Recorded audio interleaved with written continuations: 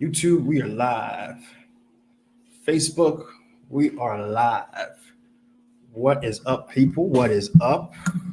Today is, what is today? Today is the 5th of August, right? Man, time is flying. The year is just going by, man. Golly. It's just the other day I was in April, giving April updates and alerts and everything, man. But anyways, let's give the intro. That's what you folks are waiting for. Haiti Biz News Show, Monday to Friday, bringing you news and keep you informed, engaged, interacting in the most optimal way for your business, investment, entrepreneur activity. Today's the 5th of August. Let's talk about it. And of course, everything we talk about, you can find on HaitiBizNews.com, HaitiBizNews.com, HaitiBizNews.com, right? Get this out of the frame. All right. So, today we have a news story, and of course, we're doing lives this week because we're trying to do something really special for the next up and coming Seejeanty on location. I did a poll actually on my Facebook where I asked a lot of you guys, what do you guys want to see? More emphasized Haiti Biz News programs or more emphasized Seejeanty on locations, and it was a resounding one-sided vote for more Seejeanty on locations. This is again when I'm not sitting behind my desk here. You guys want to see more of that, and so in lieu of that, I can't necessarily produce more, but I can produce better quality content on that side of things. And so I'm focusing my production team to really emphasize that part of it. And so we're doing a lot more of these lives. This way, my editor can focus more on, again, producing and upping that side of things, at least until, we can start putting additional budget together so I can bring another editor to then, get back to Haiti Biz News the way I personally like to provide it. Right. But again, there's some benefits to this. For example, I can get some commentary on the lives. I got some IG folks right here saying what's up to them. And of course, the benefit of this way of doing things is that, I can interact directly with you guys in real time. So there's some benefits, of course, in doing it this way. But again, look forward to this upcoming episode. It's going to be a completely different style for the on location. Again, that's just me hearing from you guys, though I really wish that poll had a third option, both, because I wonder how many folks actually like both, and just kind of, since they had to make a choice, picked on location. But still, since they had to make a choice and they actually made that choice for more on locations, then that's what I'm going to listen. If I do a poll, I'm doing the poll. It's not for fun. I'm doing it because I really want to hear from you guys, and I really want to change and improve what I'm doing to be consistent with what you guys want to see, right? So anyways, we're gonna be doing a lot more lives, but again, use this opportunity, guys, to communicate with me. Ognell tour guide, appreciate it. And use this opportunity to reach out to me, talk to me on the live, and let's get a conversation going in real time, right? So I think that's the big news I wanted to give.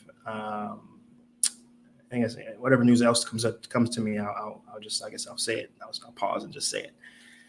So today's news story is about the Haitian gas situation, right? Actually, bear with me.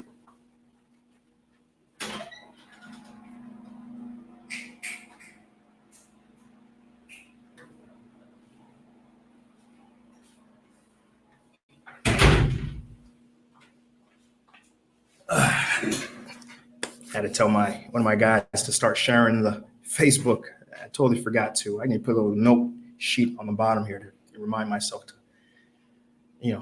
do that before I start casting. But in any case, so today's news story has to do with the gas situation in the country. If you're following me for a while, this has been an ongoing situation. Of course, it really came to a head around March, around April. Mr. Terry 2000, what's up? Really came to a head and around March or April when, literally for the entire month, it was a massive energy shortage on the island. And, a lot of folks suffered, businesses, people, even myself. I had to rush out and have a generator at the time. And I had to rush out, get a generator.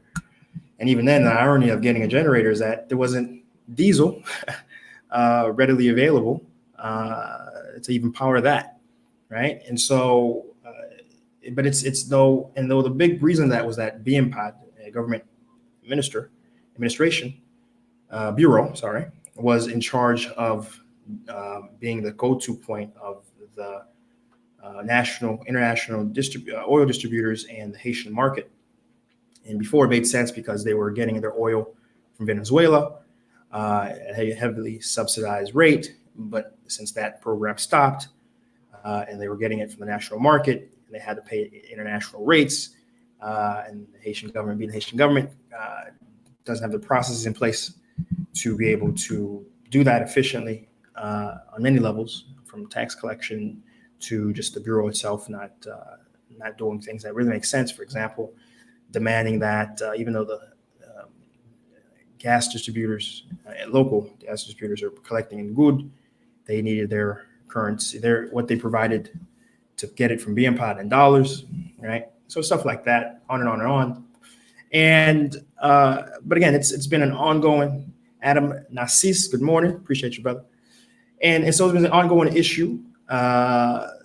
And though things have alleviated somewhat because gas distributors don't have to go through BMPOD anymore, they can go directly to the international market. Here's the problem. The problem is when they sell it locally in Haiti, they have to sell it at the rate that the Haitian state says it has to be sold at, right?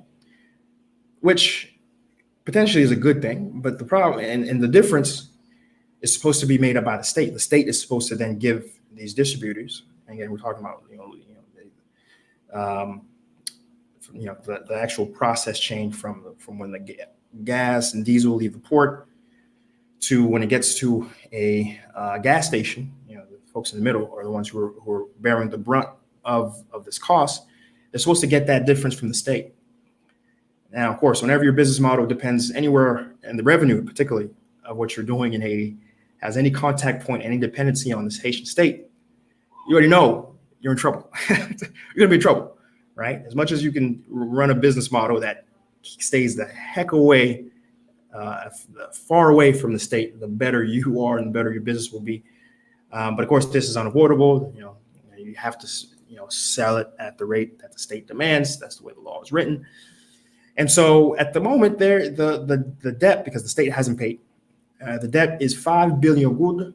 When you convert it at the current rate, currency rate of 93 to 1 USD, that equates to $54 million. I'm going to say it again, $54 million that the state owes distributors in the country. Wow. Right? That's incredible. All right. And so, this is news. That's every few weeks I come on air and I say it's 10 mil, it's 20 mil, it's, right now it's 54 mil. I'm sure next time I come on air, it'll be 100 mil, and at some point it's untenable. At some point, when the news first broke that, there was a massive debt that the state owed these local Haitian distributors. The news was in the context that these distributors were going to stop providing their gas to the market, right? I mean, that's just unsustainable. You for every dollar you spend, you're only getting back 60 cents, 40 cents for every dollar you spend. Doesn't make any sense. That's not a feasible business model. Remember, these people have employees. These people have employees. These people have debt themselves, right? They have to pay taxes themselves on other aspects of their business, right? And if they're not getting the revenue in, and I'm seeing a big influx of folks coming in on Facebook. I just want to say what's up, folks. We're doing a lot more Facebook Lives because this week we're trying to up the quality of our Seejeanty on locations. And so I welcome folks who are coming in. Do leave a comment. That's one benefit of doing these lives instead of the traditional pre-recorded stuff, is that I can communicate with you guys. All right, back to the news. So, so the situation is that now they're at 54, the debt now is 54 million that is owed, right? And of course, the Minister of Economic Finance, who ironically is now also the Prime Minister, the guy who's trying to be, or been nominated, the person nominated, Fritz William, he is also, having these conversations, which may be good and bad when, if you were to be confirmed to be a PM, because again, that is something that he's been pushing and been a part of and been trying to regularize. And perhaps with him as PM, we can get some substantive solutions. And quite honestly, there's really two solutions here. One more immediate, one more long term. The first is being the subsidy that needs to be cut back, right? It's just the subsidy is unsustainable. Because it can't be a subsidy if the state can't pay it, right? And secondly, the long-term solution is the state needs to improve their tax collection. The tax collection rates are horrible. I've talked about in the past. They're in the 20 to 10 percentiles of vis-a-vis what they should be collecting.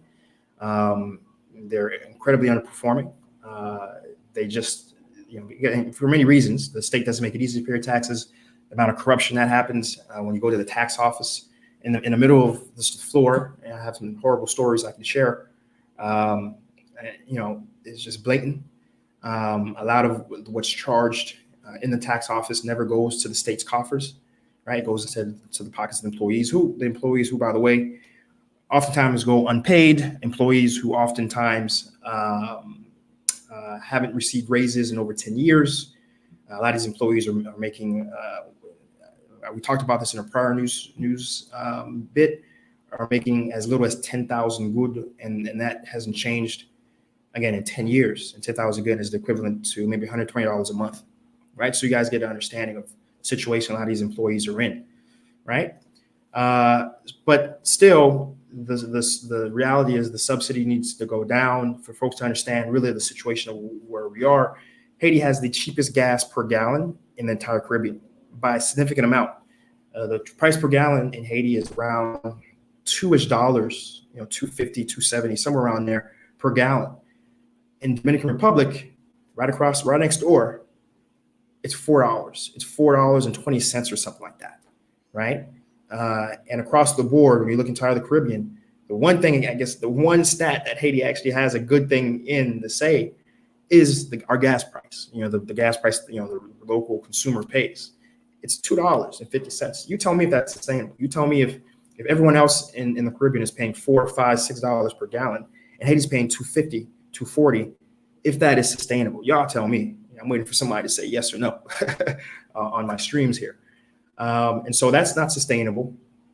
And but the reality is that when you increase the price like that, when you increase the price to where it needs to be, almost doubling it, the losers are going to be everyone in the economy, from rich or poor, and especially the poor, because again, the state doesn't really have electricity. A lot of electricity that is received comes from the burning of fossil fuel. You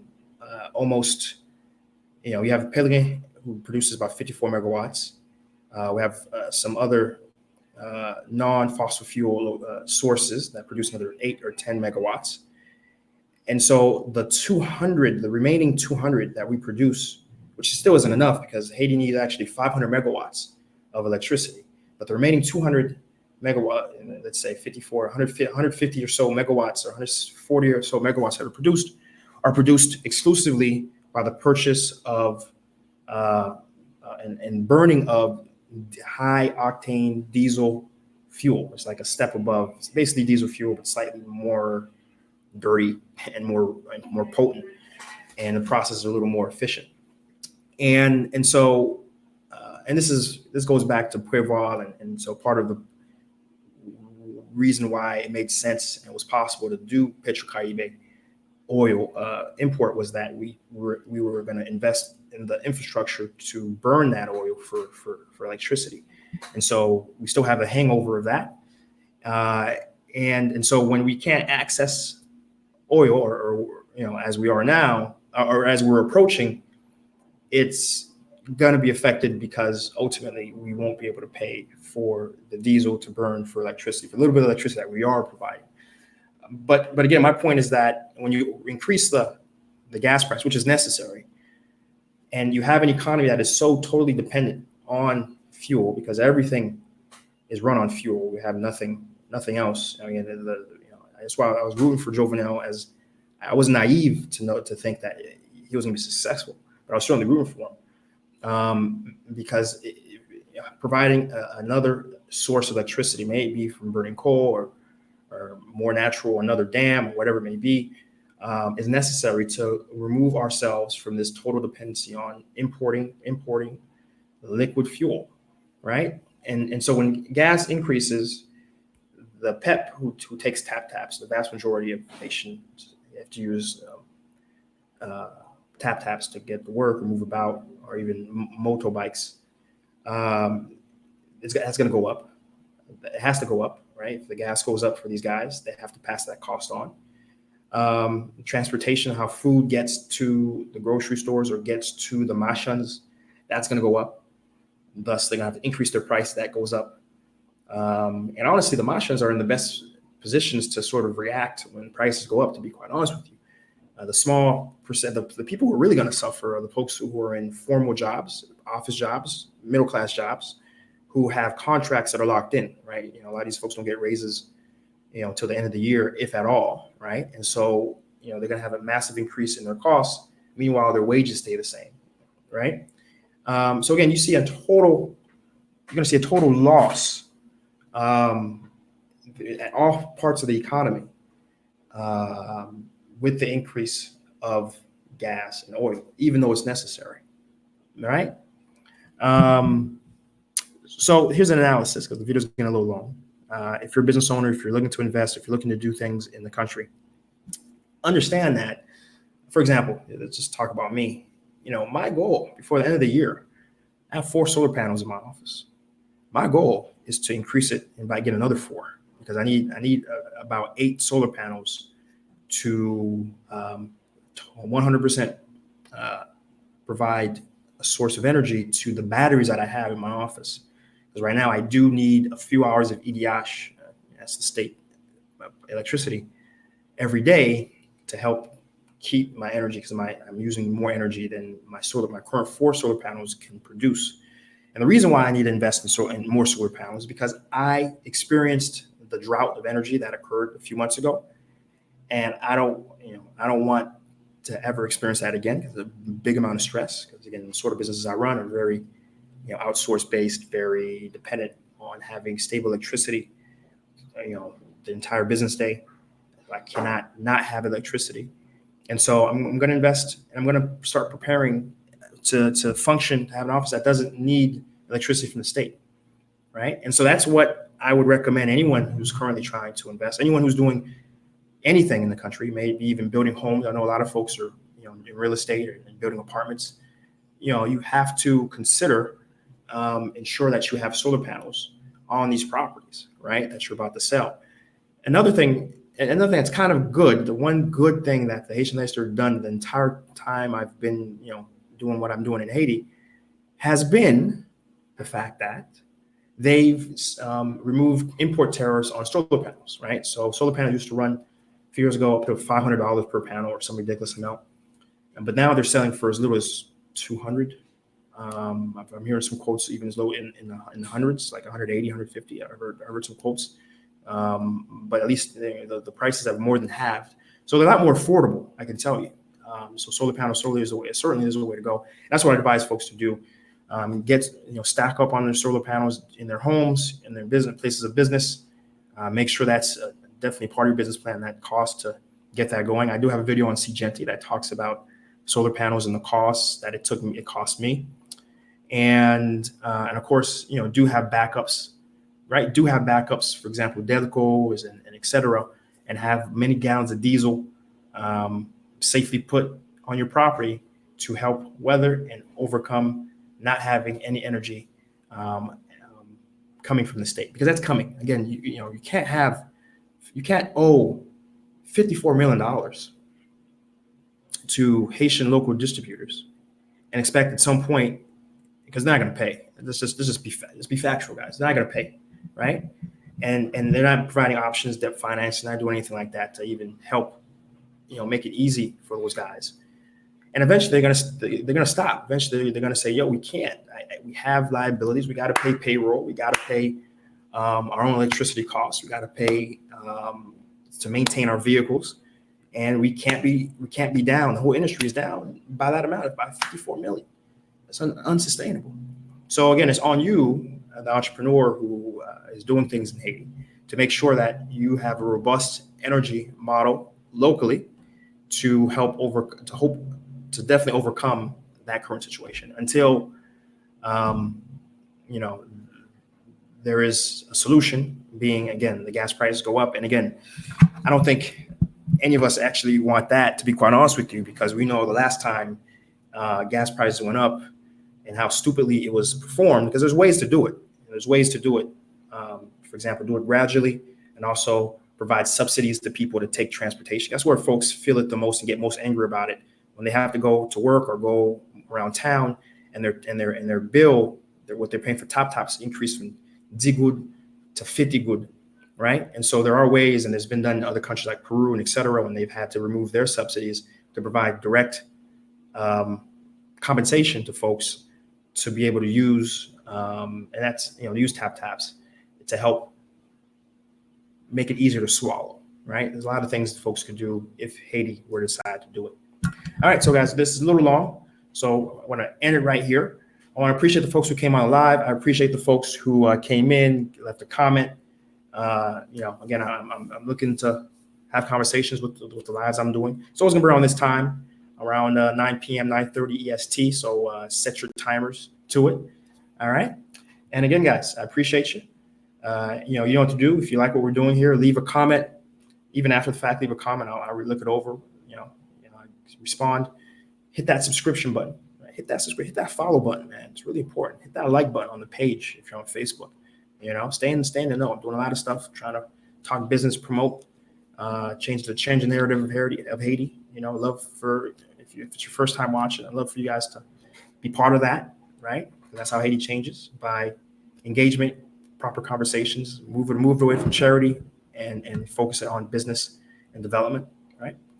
So again, follow, like, and of course we have a Patreon page, and we have a Cash App as well. Feel free and hit that up. I got to put that in the comments going forward.